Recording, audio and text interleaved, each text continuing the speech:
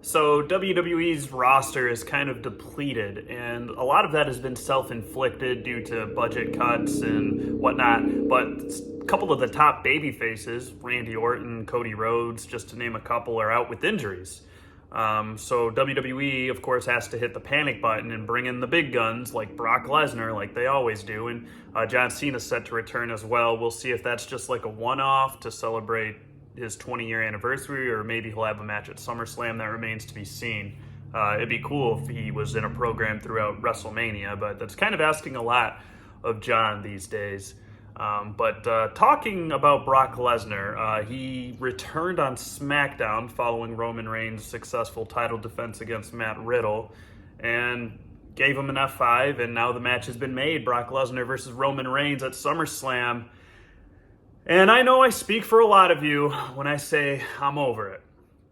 I say I speak for a lot of you because I can't even say I speak for most of you, or much less all of you, because there's always a loud crowd reaction whenever a guy returns like Brock Lesnar or Goldberg. And yeah, I know that WWE has been plugging in crowd reactions and trying to amplify or over-exaggerate the crowd reactions for certain guys, and we can blame COVID and the Thunderdome era for that being the new norm. I hate it. I can't stand it. Because sometimes it's just so blatant and just it's so obvious that some of the crowd noises are fake, and it's infuriating. This isn't a sitcom, although sometimes it's scripted as such. I will say that. But yeah, I'm sick of the Brock Lesnar versus Roman Reigns. Can't even call it a trilogy. It's this has got to be their sixth matchup in the last 5 years already. Enough is enough.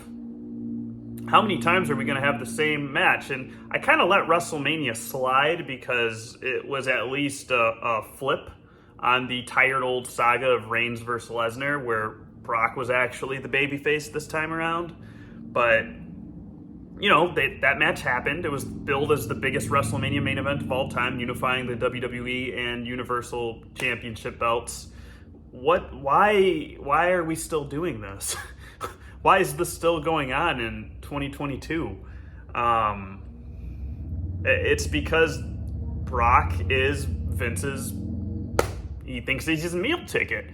Vince likes having this guy in his back pocket that he can just kind of control and bring in whenever he feels like he needs a boost in ratings. And I don't know. I don't have that data in front of me. I don't know if ratings are being affected positively. I can tell you, for me personally, I hate it, and it makes me not want to watch the product as much. I don't like seeing this 45-year-old Brock Lesnar continually. I've seen his match so many times, and you know, Brock's a fine worker, but you can only see the same match so many times before you get bored of it.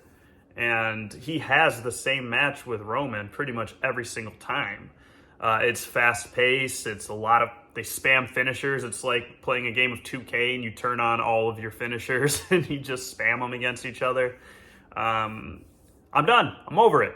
Let's get somebody new in there. Let's freshen things up. I mean, there's so many good superstars on the roster that I think would match up well with Roman Reigns for a SummerSlam match. And SummerSlam typically is the good time to push, you know, give the fans what they want. It's kind of been coined the smart marks WrestleMania over the past few years.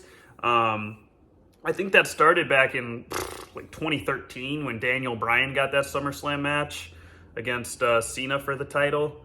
And ever since then, it's been, you know, the rising superstar finally gets his opportunity at the big time. He usually comes up short, but they at least get that rub of being in the main event spot against established champion.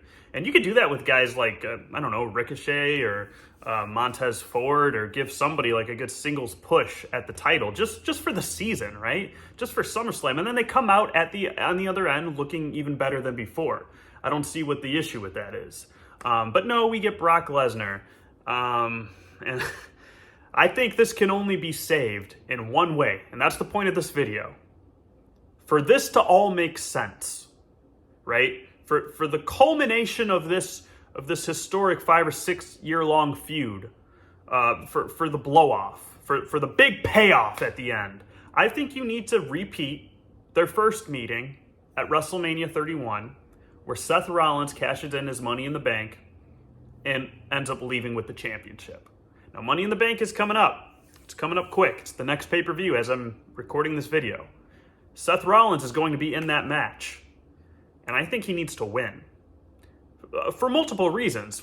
For the reason, like I just said, the fantasy booking, but also there's the reality that he's just coming off of 3 consecutive losses to Cody Rhodes, who's now out with injury.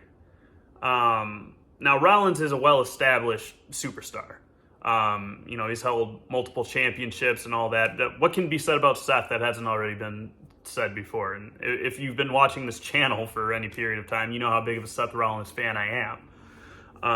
So I don't think the losses hurt his credibility too much, but just for the sake of kayfabe, this guy needs a win. He needs to get back into that main event picture, and I think now is as good a time as any. He's been a reliable hand for the WWE for a number of years now, and he's kind of a guy that you can plug into that main event spot in the absence of, your RK Bro tag team or your Cody Rhodes and what have you, and he'd be fine. And there's a built-in story there as well with Reigns, and there's some unfinished business there, I think. So I think Seth Rollins winning the Money in the Bank ladder match would be huge. I think it's important that he does. Now, I don't know all the contestants in the Money in the Bank as I'm making this video yet, so we'll see if my opinion changes. But as things stand right now, if WWE wants to avoid the snooze fest that is going to be Roman Reigns versus Brock Lesnar, and I can't imagine the crowd taking too kindly to these two in the ring for much longer. It's only a matter of time before the crowd kind of poops all over this thing. I'm surprised it hasn't happened already. I think once the initial shock and awe of a returning Brock Lesnar wears off, and let me just say this, I don't blame the crowd in Minnesota on this last SmackDown for cheering, the Minneapolis crowd for cheering the return of Brock Lesnar. I mean, he's kind of like a hometown guy, and it's just cool to see a return of anybody when you're there at a live event. I know that, I get it. But I do think that in the next coming weeks, once you start seeing Brock regularly, I can see the crowd turning on this. I anticipate a lot of fake crowd noise being plugged in. I'll just say that. And if WWE wants to avoid this and avoid their main event getting booed out of the building like it has before at WrestleManias in the past, you don't want that to happen at this SummerSlam, I don't think. You need to implement a Money in the Bank cash-in, I think. And I think that if Seth Rollins is the guy to do it, it just puts an exclamation mark on the rivalry, on the feud, and it'll look good in video packages going forward.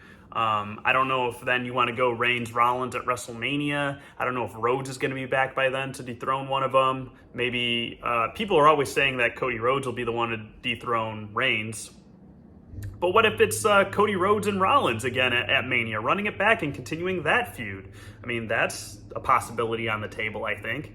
But regardless of where they go in the future, I think this is where they need to go in the now. Rollins cashes in. Maybe he hits the stomp on Reigns and pins Reigns this time, because he pinned Lesnar the last time. But we'll see. We'll see how it goes. I want to know your guys' thoughts. I kind of wanted to put this video out here. I had to get this off my chest because it was just that aggravating to me. And I know a lot of people on Twitter have felt the same way. So I just wanted to share these thoughts with you guys. Let me know what you think. And what do you think about SummerSlam? It's not looking good, in my opinion. It's not looking good. I'm pretty concerned. So I think Rollins is a way out. And if that's where they're going, then I think we should give it a chance. We should give the feud a chance because that's some long-term storytelling if that's the way they're going. But anyways, guys, as always, thanks for watching, and I'll catch you guys next time on the channel.